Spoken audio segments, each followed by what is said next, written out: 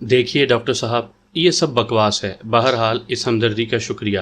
میں ریگان کے باپ کو صرف یہ بتانا چاہتی ہوں کہ میں نے ریگان کو ڈاکٹروں کی پوری فوج کرس کی شہادت کی انگلی ایک دوسری کتاب کی جلد پر پھدک رہی تھی۔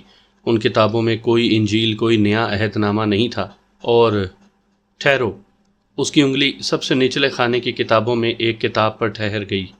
یہ سحر اور جادو کے متعلق وہ کتاب تھی جو میری جو پیرن نے اسے بھجوائی تھی۔ کرس نے کتاب نکال لی، جلدی سے کھولی اور فہرست دیکھنے لگی۔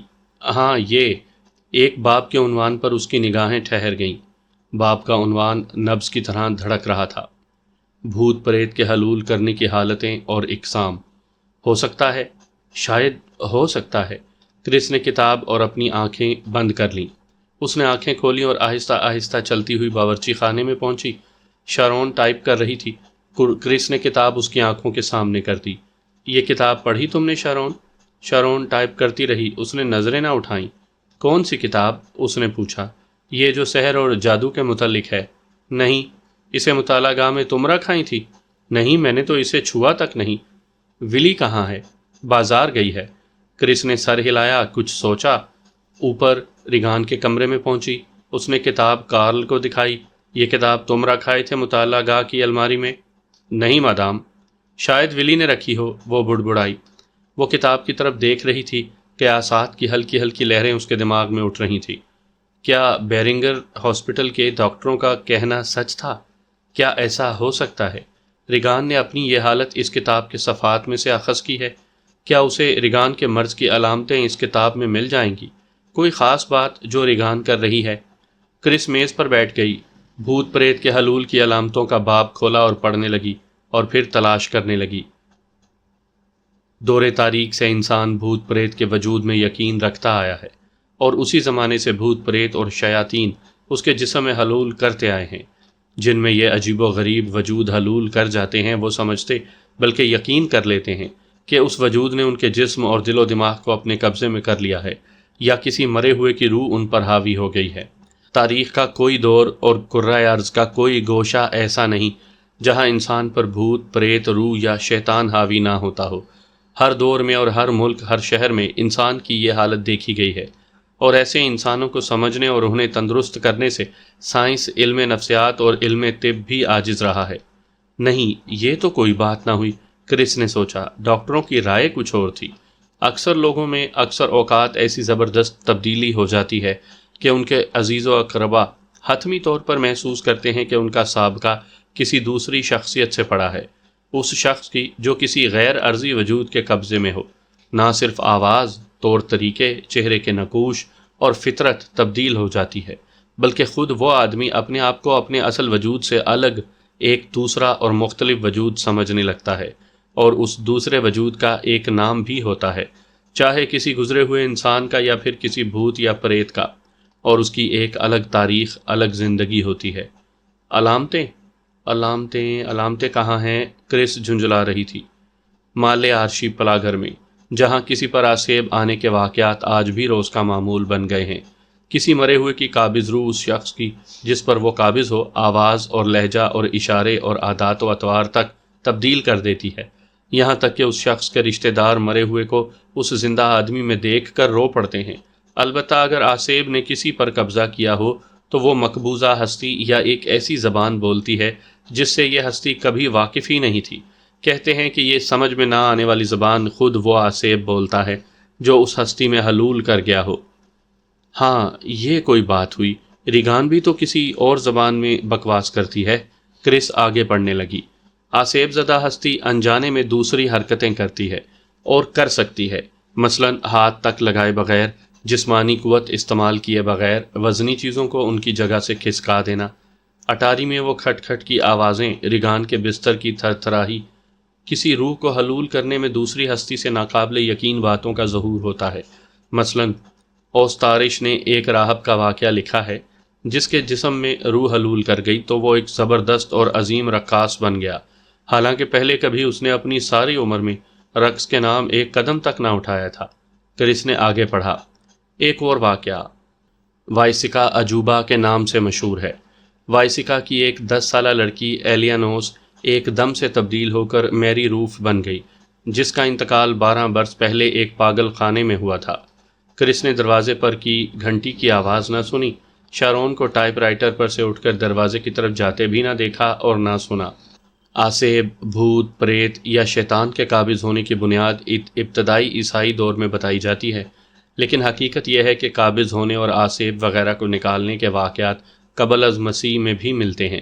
مصر قدیم کے لوگ اور بابل و نینوا کے لوگوں کا بھی اعتقاد تھا کہ جسمانی اور روحانی امراض میں اس لیے ہوتے ہیں کہ عفریت مریض پر قابض ہوتا ہے۔ مصر قدیم میں مہنت بھوت کو اس منتر سے نکالا کرتے تھے: اے جو وہ ظلمتوں سے آیا ہے، چلا جا یہاں سے، جس کی ناک پیچھے کی طرف ہے، جس کا چہرہ الٹا ہے، کیا تو اس بچے کو چومنے آیا ہے؟ لیکن میں تجھے ایسا کرنے نہ دوں گا۔ کرس، وہ مطالعے میں منہمک رہی۔ شارون، اس وقت میں بے حد مصروف ہوں، شعبہ قتل کا سراغ رساں آیا ہے، ملنا چاہتا ہے تم سے۔ شارون، اسے کہہ دو کہ… وہ ایک دم سے خاموش ہو گئی۔ نہیں، ٹھہرو۔ کرس کے ماتھے پر غور کی سلوٹیں ابھر آئیں۔ اسے آنے کو کہو، آنے دو اسے۔ قدموں کی چاپ کی آواز، انتظار کی آواز۔ کاہے کا انتظار ہے مجھے؟ کرس نے سوچا۔ وہ آس لگائے بیٹھی رہی، سمجھ میں نہ آنے والی آس، جیسے تنکے کا سہارا، جیسے وہ خواب جس کی کوئی تعبیر نہ ہو۔ وہ شارون کے ساتھ آیا، ہاتھ میں توڑی مڑی ہیٹ لیے ہانپتا ہوا۔ مجھے افسوس ہے کہ آپ مصروف ہیں اور میں آپ کو تنگ کر رہا ہوں۔ تو کیسی ہے دنیا؟ خراب، بہت خراب۔ آپ کی صاحبزادی کیسی ہیں؟ کوئی فرق نہیں پڑا۔ مجھے افسوس ہے، از حد افسوس ہے۔ اب کنڈر مین میز کے قریب آ گیا تھا۔ پپوٹے فکر اور سوچ میں جھک گئے تھے۔ سنیے، میں پریشان نہیں کروں گا۔ آپ کی بیٹی ہی کی پریشانی کیا کم ہے؟ خدا بہتر جانتا ہے کہ جب میری روح تھی… نہیں، بھولا شائلہ کو۔ تشریف رکھیے۔ کرس نے اس کی بات کاٹ دی۔ ہاں، شکریہ۔ اس نے اطمینان کا سانس لیا اور اپنی بوجھل کایا میز کے قریب، جس پر شارون ٹائپ کر رہی تھی، کرسی پر ٹکا دی۔ ہاں، تو آپ کیا کہہ رہے تھے؟ کرس نے پوچھا۔ میری بیٹی… خیر، جانے دیجیے۔ اس نے موضوع جھٹک دیا۔ آپ مصروف ہیں، میں شروع ہو جاتا ہوں۔ میں اپنی زندگی کی داستان سناؤں گا، آپ فلم بنا سکتی ہیں اس پر۔ بڑی عجیب و غریب، حیرت انگیز بلکہ ناقابل یقین داستان ہے۔ میرے دیوانے خاندان میں جو کچھ ہوتا ہے اس سے آپ اگر واقف ہوتی تو میری طرح… خیر، آپ مصروف۔ ایک واقعہ کہتا ہوں، صرف ایک۔ میری ماں ہر جمعے کے دن ہمیں مچھلی کھلاتی تھی، لیکن یہ مچھلی ہمیں بڑی مہنگی پڑتی تھی۔ پورے ہفتے ہمیں نہانے کی اجازت نہیں تھی، کیونکہ سینچر سے جمعرات تک یہ مچھلی نہانے کے ٹب میں تیرا کرتی تھی۔ کیونکہ بقول میری ماں کے اس طرح مچھلی کا زہر ختم ہو جاتا ہے۔ کیونکہ… خیر، بہت ہوا۔ اس نے ایک لمبا سانس لیا۔ کبھی کبھی ہنسنے کے لیے، رونے سے دور رہنے کے لیے ایسی باتیں اچھی لگتی ہیں۔ کرس اس کی طرف دیکھتی رہی اور منتظر رہی۔ مطالعہ کر رہی ہیں آپ؟ وہ سحر کی کتاب کی طرف دیکھنے لگا۔ فلم بنا رہی ہیں اس پر؟ صرف مطالعہ کر رہی ہوں۔ اچھی ہے۔ ابھی شروع کی ہے۔ سحر اور جادو۔ کنڈر مین نے کتاب کا نام پڑھا۔ کیسے آنا ہوا؟ ہاں، آپ مصروف ہیں؟ صرف چند منٹ، پھر ختم۔ جیسا کہ میں نے کہا ہے کہ آپ کو پریشان نہیں کروں گا، الا یہ کہ کیا؟ کنڈر مین ایک دم سے سنجیدہ ہو گیا۔ دونوں ہاتھوں کی انگلیاں آپس میں پھنسا کر ہاتھ میز پر رکھ لیے۔ وہ مسٹر بیرکے ڈیننگ، مسز میکنل… ہاں، کیا ہے؟ لعنت ہے۔ شارون نے ٹائپ رائٹر میں سے کاغذ گھسیٹ کر اور اس کا گولا بنا کر پھینک دیا۔ ایک دم سے اسے احساس ہوا کہ وہ کنڈر مین اور کرس کی گفتگو میں مخل ہوئی تھی، چنانچہ اس نے جلدی سے کہا، معافی چاہتی ہوں۔ کرس اور کنڈر مین اس کی طرف دیکھ رہے تھے۔ آپ ہی ہیں مس فانسٹر؟ کنڈر مین نے پوچھا۔ اسپینسر، شارون نے کہا، اور خط لینے کی غرض سے اٹھنے کے لیے کرسی پیچھے کھسکائی۔ کوئی بات نہیں۔ کنڈر مین نے اپنے پیروں کے قریب پڑا ہوا کاغذ کا گولا اٹھا لیا۔ شکریہ، شارون بولی۔ کوئی بات نہیں، تو آپ سیکرٹری ہیں؟ شارون، یہ ہیں… کنڈر مین سراغ رساں نے اسے یاد دلایا۔ ولیم کنڈر مین۔ بالکل، یہ ہیں شارون اسپینسر۔ مسرت ہوئی، کنڈر مین نے کہا۔ شارون ٹائپ رائٹر پر دونوں ہاتھ رکھے اس کی طرف دیکھ رہی تھی۔ شاید آپ کچھ مدد کر سکتی ہیں۔ ہاں، تو مسٹر بیرکے کے انتقال کی رات کو آپ انہیں گھر میں اکیلا چھوڑ کر دواؤں کی دکان پر گئی تھی، ٹھیک ہے؟ نہیں، ریگان تھی یہاں۔ ریگان میری بیٹی کا نام ہے۔ کنڈر مین نے سوالوں کا سلسلہ جاری رکھا۔ مسٹر بیرکے مسز میکنل سے ملنے آئے تھے، ٹھیک ہے؟ جی ہاں۔ مرحوم کو پتہ تھا کہ مسز میکنل جلد ہی واپس آ رہی ہیں؟ یہ میں نے ان سے کہا تھا۔ بہت اچھا۔ اور آپ کو یاد ہے کہ آپ ٹھیک کتنے بجے یہاں سے گئی تھی؟ میں ٹیلی ویژن پر خبریں دیکھ رہی تھی، چنانچہ اس وقت… نہیں، ٹھہریے، مجھے یاد ہے کہ میں پریشان تھی کیونکہ دوا کی دکان والے نے کہا تھا فون پر کہ دوائیں گھر گھر پہنچانے والا لڑکا گھر جا چکا ہے۔ اس وقت 6:30 بجے تھے۔ ایک آدھ منٹ کم زیادہ ہو تو کہہ نہیں سکتی، اور اس کے 10 یا شاید 20 منٹ کے بعد بیرکے آ گیا۔ چنانچہ ہم سمجھ لیتے ہیں کہ مرحوم 6:45 پر یہاں تھے۔ کیا ہے یہ سب؟ کرس نے پوچھا۔ اس کی بے چینی بڑھنے لگی تھی۔ مسز میکنل، ایک سوال پیدا ہوتا ہے۔ کنڈرمین نے گردن گھما کر کرس کی طرف دیکھا۔ یہاں بیرکے کا 6:45 بجے آنا اور صرف 10 منٹ بعد ہی چلے جانا۔ بھئی وہ بیرکے تھا، کرس نے کہا۔ عادت؟ کیسی عادت؟ ایم اسٹریٹ کے باروں کی ملاقات لینا؟ نہیں۔ ہاں بالکل نہیں۔ اس کے متعلق میں تحقیقات کر چکا ہوں، اور ٹیکسی میں کہیں آنے جانے کی بھی ان کی عادت نہیں تھی۔ جب وہ یہاں سے گئے ہیں تو کیا انہوں نے ٹیکسی نہیں بلوائی ہوگی؟ وہ ٹیکسی میں ہی جاتے تھے۔ تو پھر سوال یہ پیدا ہوتا ہے کہ وہ پتھر کے زینے کے ماتھے پر پیدل چلتے ہوئے کیسے آ گئے؟ سوال پیدا ہوتا ہے کہ ٹیکسی کمپنیوں کے ریکارڈ میں ایسا اندراج کیوں نہیں جو یہ ثابت کرے کہ اس گھر سے ٹیکسی بلوانے کے لیے فون کیا گیا تھا، یعنی اسی رات کو، سوائے اس ایک فون کے جس کی روح سے مس اسپینسر کو لینے کے لیے ٹھیک 6:45 بجے ایک ٹیکسی یہاں آ گئی تھی۔ یہ میں کچھ نہیں جانتی۔ کرس کی آواز گھبراہٹ سے ٹوٹ رہی تھی۔ تو آپ کو سب کچھ معلوم ہے؟ حواس باختہ شارون نے کنڈرمین کی طرف دیکھا۔ جی ہاں، چنانچہ اب معاملہ اہم اور سنگین ہو گیا ہے۔ کرس کی سانس رکنے لگی تھی۔ اس نے گھور کر سراغ رساں کی طرف دیکھا۔ کس طور سے؟ کرس کی آواز حلق میں پھنس کر باریک ہو گئی۔ دونوں ہاتھ میز پر رکھ کر وہ آگے کی طرف جھک گیا۔ کاغذ کا گولا اس کے ہاتھوں کے درمیان تھا۔ ڈاکٹر کی رپورٹ مسز میکنل بتا رہی ہے کہ اس کی موت ہو سکتا ہے کہ حادثے سے ہوئی ہو، تاہم آپ کہنا یہ چاہتے ہیں کہ اسے قتل کیا گیا ہے؟ کرس چونکی۔ حالت، معاف کیجیے، یہ ذرا تکلیف دہ بات ہے۔ کہتے جائیے۔ مسٹر بیرکے کے سر کی حالت اور گردن کے چند خاص پٹھوں اور رگوں کا ٹوٹ جانا۔ میرے خدا، کرس کے منہ سے نکلا۔ جانتا ہوں، بہت تکلیف دہ بات ہے یہ، معافی چاہتا ہوں، لیکن ہم تفصیلات چھوڑے دیتے ہیں۔ لیکن ایسا ہو ہی نہیں سکتا، الا یہ کہ مسٹر بیرکے کے زینے پر گرنے سے پہلے کسی اور بلندی پر سے، مثلاً 30-40 فٹ کی بلندی پر سے گرے ہوں، اور اس کے بعد ہی انہوں نے پتھر کی سیڑھیوں پر لڑکنا شروع کیا ہو۔ یہ صاف اور صریح امکان ہے۔ صاف لفظوں میں یوں کہ پہلے میں ایک سوال پوچھتا ہوں۔ وہ اب شارون کی طرف گھوم گیا، جو ابرو پر بل ڈالے بیٹھی تھی۔ آپ یہاں سے گئی ہیں تو مسٹر بیرکے یہیں تھے بچی کے ساتھ؟ نہیں، وہ یہاں تھے، مطالعہ گاہ میں، اپنے لیے جام بھر رہے تھے۔ آپ کی صاحبزادی کو شاید یاد ہو۔ کنڈرمین کرس کی طرف گھوم گیا کہ مسٹر بیرکے اس کے کمرے میں اس رات آئے تھے یا نہیں؟ ریگان کبھی اکیلی رہی ہے بیرکے کے ساتھ؟ یہ مطلب ہے اس کا۔ یہ آپ کیوں پوچھ رہے ہیں؟ آپ کی صاحبزادی کو یاد ہوگا۔ نہیں، میں پہلے بتا چکی ہوں آپ کو کہ اسے خواب آور انجیکشن دیا گیا تھا۔ ہاں بتایا تھا آپ نے، ٹھیک ہے، یاد آیا، لیکن شاید وہ جاگ گئی ہو، اور ناممکن۔ اور پچھلی دفعہ جب میں آپ کے پاس آیا تھا تو اس وقت بھی اسے خواب آور دوا دی گئی تھی۔ ہاں، کیوں؟ میرا خیال ہے کہ میں نے اسے کھڑکی میں دیکھا تھا اس دن۔ غلط فہمی ہوئی ہے آپ کو۔ اس نے شانے اچکائے۔ ہاں، ہو سکتا ہے، یقین سے کچھ بھی کہنا ممکن نہیں۔ آپ یہ سب باتیں کیوں پوچھ رہے ہیں؟ ایک امکان یہ ہے کہ مرحوم نشے میں ہوں اور آپ کی بیٹی کے کمرے کی کھڑکی میں سے باہر سیڑھیوں پر گرے ہوں۔ نہیں، ایسا ہو ہی نہیں سکتا۔ کرس نے نفی میں سر ہلایا۔ اول تو اس لیے کہ ریگان کی کھڑکی ہمیشہ بند رہتی ہے، اور دوم یہ کہ بیرکے ہمیشہ پیے رہتا تھا، لیکن کبھی دھت نہیں ہوا۔ سچ ہے نا شارون؟ ہاں۔ بیرکے نشے میں بے حد کامیاب ڈائریکشن کرتا تھا۔ اب یہ کیسے ہو سکتا ہے کہ وہ لڑکھڑائے اور کھڑکی میں سے باہر جا پڑے؟ اس رات کوئی اور آنے والا تھا آپ سے ملنے؟ نہیں۔ ایسے دوست ہیں آپ کے جو اطلاع کے بغیر اور جب چاہیں یہاں آ جائیں؟ نہیں، صرف بیرکے، کرس نے جواب دیا۔ کیوں؟ سراغ رساں نے سر جھکا کر ہلایا۔ عجیب معاملہ ہے، بے حد الجھا ہوا۔ پھر اس نے سر اٹھا کر کرس کی طرف دیکھا۔ بے حد الجھا ہوا۔ مرحوم آپ سے ملنے آتا ہے، صرف 20 منٹ ٹھہرتا ہے آپ سے ملے بغیر، اور ایک اور بیمار بچی کو اکیلا چھوڑ کر چلا جاتا ہے، اور مسز میکنل، بقول آپ کے یہ ممکن نہیں کہ وہ کھڑکی میں سے باہر گر جائے۔ اس کے علاوہ اس طرح سے گرنے سے اس کی گردن کی وہ حالت نہیں ہو سکتی جو ہوئی۔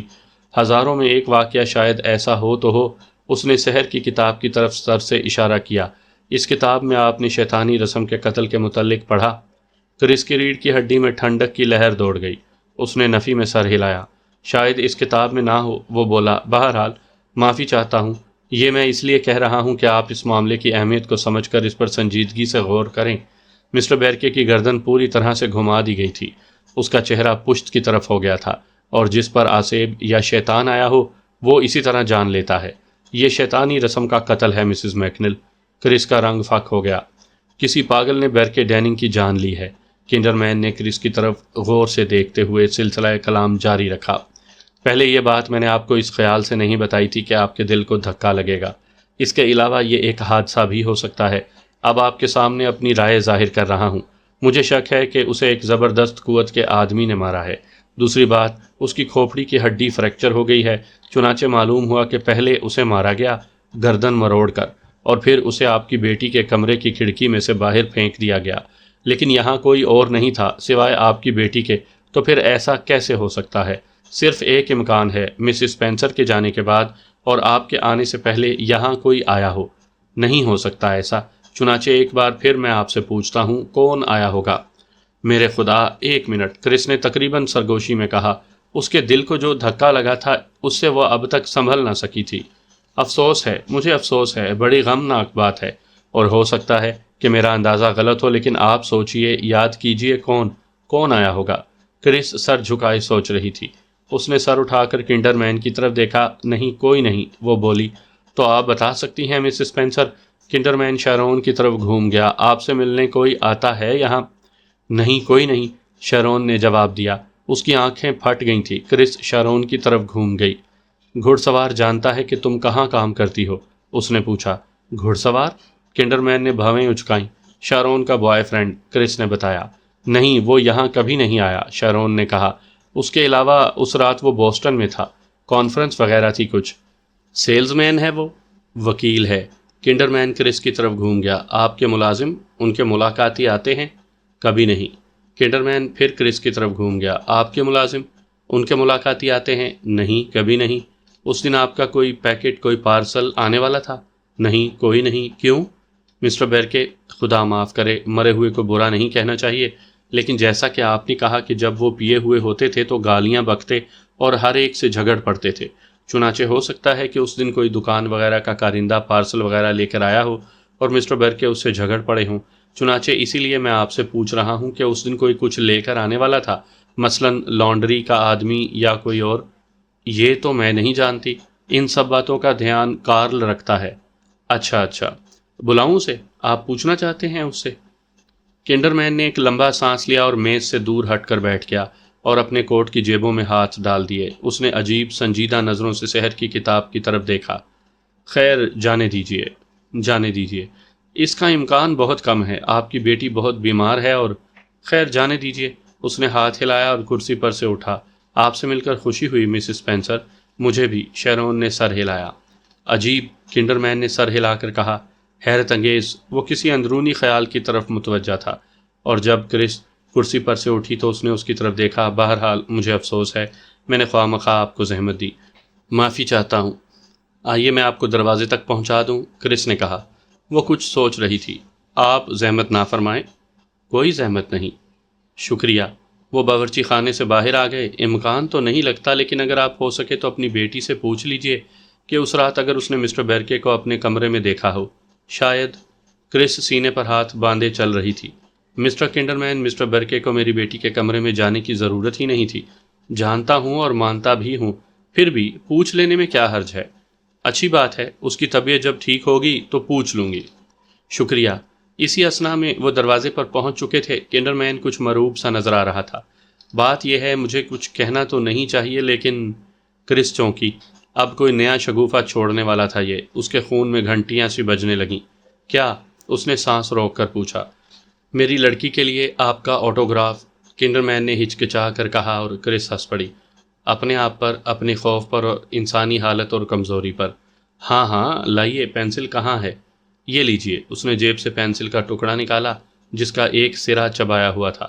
اس کے دوسرے ہاتھ میں ملاقاتی کارڈ تھا۔ خوش ہو جائے گی وہ۔ اس نے پینسل اور کارڈ کرس کے ہاتھ میں دے دیا۔ کیا نام ہے آپ کی لڑکی کا؟ کرس نے کارڈ دروازے کے کوارڈ پر اور پینسل کارڈ پر جما کر پوچھا۔ کنڈرمین نے کوئی جواب نہ دیا تو کرس نے اس کی طرف دیکھا تو سراغ رسا کی آنکھوں میں اسے شرمندگی نظر آئی۔ میں نے جھوٹ کہا تھا، وہ بولا۔ آپ کا آٹوگراف دراصل مجھے چاہیے۔ کنڈرمین سرخ ہو گیا۔ لکھیے، ولیم کے لیے، ولیم کنڈرمین کے لیے۔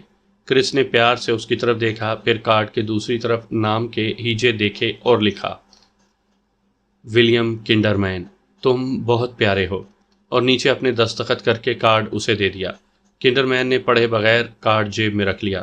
بہت عمدہ خاتون ہیں آپ، وہ بولا، بہت عمدہ آدمی ہیں آپ۔ کنڈرمین اور بھی سرخ ہو گیا۔ نہیں، میں عمدہ آدمی نہیں ہوں، میں مجسم زحمت ہوں۔ وہ دروازہ کھول رہا تھا۔